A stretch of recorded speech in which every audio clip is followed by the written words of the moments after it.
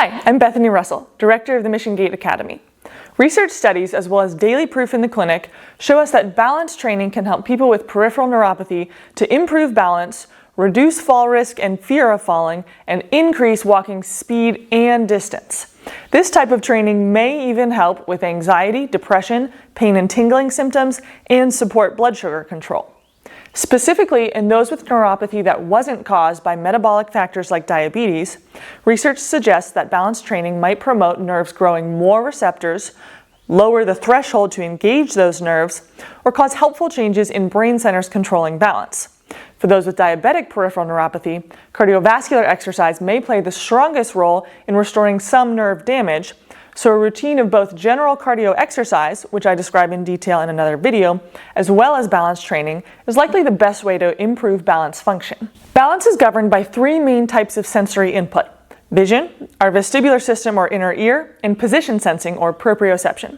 Our ability to keep our balance relies on complete and accurate information from all of those sensory systems and the ability to switch between them when one isn't reliable.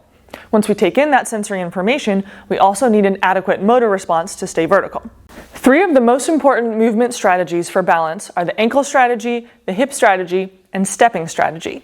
The ankle strategy is meant to help us respond quickly to small challenges to our balance. If that fails, the hip strategy helps us recover from larger losses of balance. And if that fails or my balance was really disturbed, the stepping strategy is just what it sounds like, moving my feet to keep them underneath my center of mass. In these videos, we'll go over the most common balance problems that people with peripheral neuropathy experience and how we treat them in our clinic. But first, some quick disclaimers.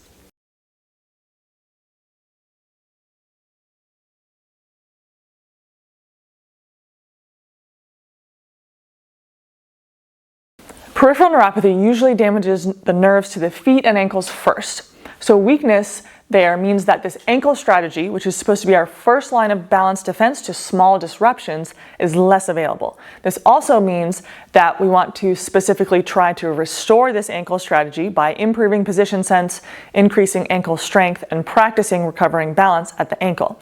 And it means that people with neuropathy really need their hip strategy and stepping strategies to function well to make up for what's happened to the ankles. So in this video, we'll focus on those hip and ankle strategies. We'll go over the sensory inputs into balance when we want our feet to stay on the floor. And then a separate video will cover more stepping strategy practice and walking balance. To start practicing standing still balance, first you want to find a foot position that makes you work a little bit to keep your balance, but you can probably maintain for around 30 seconds. So for some, that might just be standing in a normal position without holding on. For others, it might be putting your feet all the way together, as close together as your feet go. For others, it might be one foot halfway in front of the other. For others, it might be one foot all the way in front of the other. And for others, maybe you can do standing on one foot. Okay, so for Beverly, it looks like one foot about halfway in front of the other is the right level for her.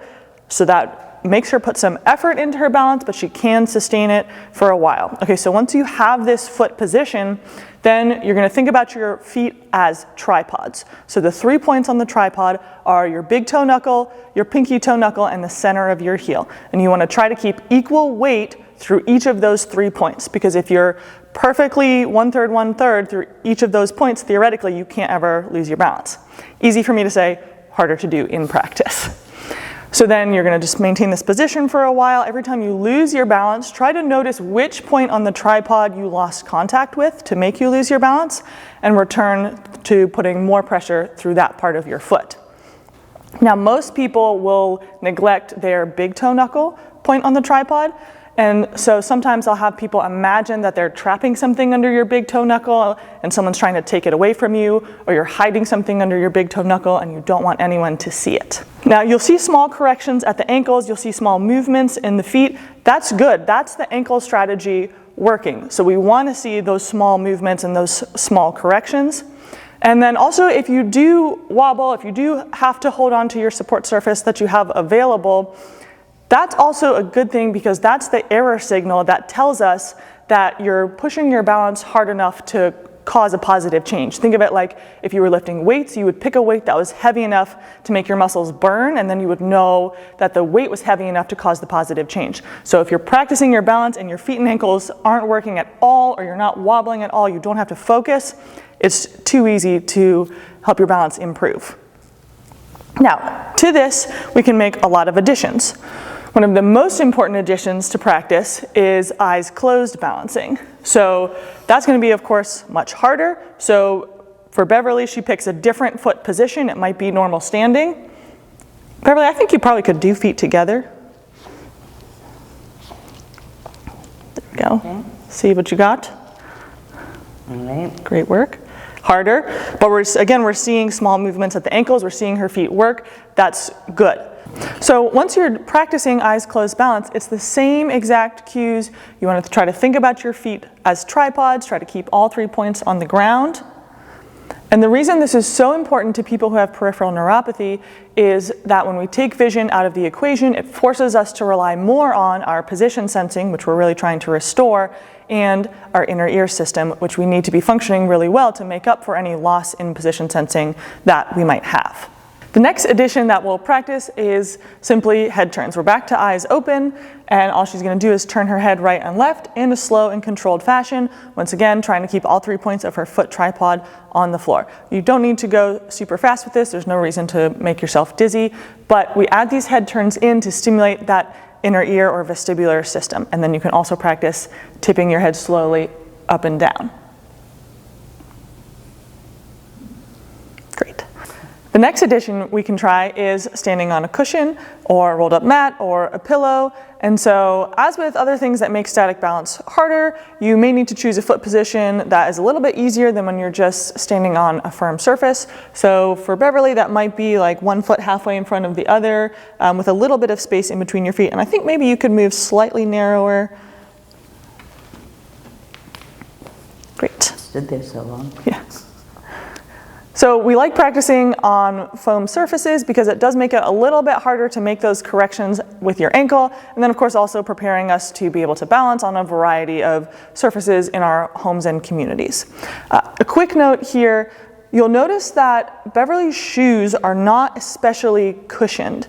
Now, shoe selection is very individualized, but I did want to point out that we have people stand on cushions to make it harder for them to balance. And at the time of this video, athletic shoes are trending towards very, very high amounts of cushion under the foot, and that's probably a bad idea for almost everybody with neuropathy to get these maximally cushioned shoes, because then you're walking around on one of these blue pads. It makes it so much harder for you to feel the floor. The other thing that's really popular in shoes at the time of this video is a rocker bottom sole, which can be great for certain situations, but again, not the best. If you are working on your balance, you need a shoe that is flat.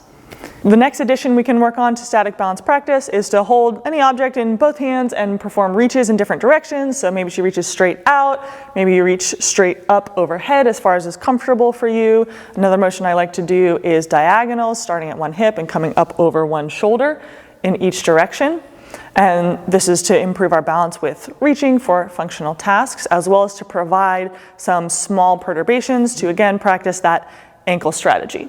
Now we'll trade, and I'm going to give you this weight. You can also do the same exact thing with a small weight if you want to add a little more challenge to your core and work some core stability at the same time as improving your balance. The next addition we'll discuss, this is really a progression to the static balance positions we've been practicing before this, is to perform toe taps on a step. Very simple. The key here is that you're getting your stability from being as tall as you can be on the standing side and trying to keep the hip and shoulder on your standing leg in a straight line, so you're not leaning to one side. And then as you get better at this, the toe taps on the step get quieter. And then you can also progress to toe tapping on an object that's easily knocked over or crushed, like a paper cup or a flimsy plastic cone, because then, of course, you'd need to spend a little more time on one foot to tap it with more care. The next task we like to practice is weight shifting. So Beverly, I'll just ask you to step forward with one foot as if you'd just taken a normal step during gait. And all she's going to do is shift her weight all the way forward into the front toes and then all the way back into the back heel. She's shifting from her center of mass, so she's keeping her posture up straight and tall. And the key here is to once again pay close attention to the sensation in the bottom of your feet.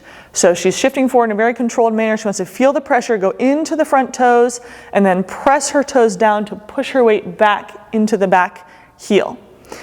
Now, if you don't have the sensation to really feel the bottom of your feet, then you want to tune into whatever the lowest joint that you can sense on your leg is. So you can try to sense the pressure moving through your knees or your hips. And if you use AFOs, then you can pay close attention to where you feel the pressure in the cuff of the AFO to help you determine where your position sense is. Okay, so she's going to continue to move in this controlled fashion. We'll practice on both sides. And what we're doing here is once again practicing in slow motion, but sort of practicing the ankle strategy, correcting our balance from our ankles and trying to restore position sensing by being very aware of how we're moving and where we are in space.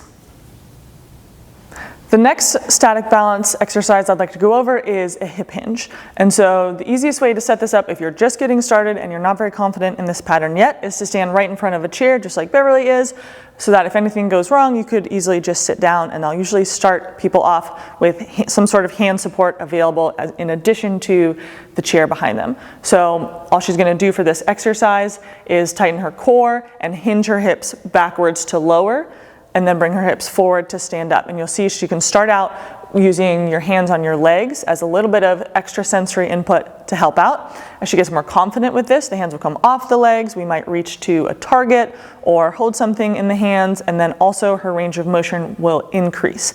And the reason I think this is important to improve balance is because, like I said, the hip strategy is very important for people with peripheral neuropathy to have and to be available and to be strong. And then, of course, this also becomes very functional to make sure that you can balance while you're reaching to pick something up from the floor. Another variation of this exercise is to perform the same hip hinge and reach down and pick something up off the floor. And this is a great time to continue thinking about where you feel the pressure in your feet and maintaining even pressure across all 3 points of the foot tripod to keep you stable and balanced as you're reaching.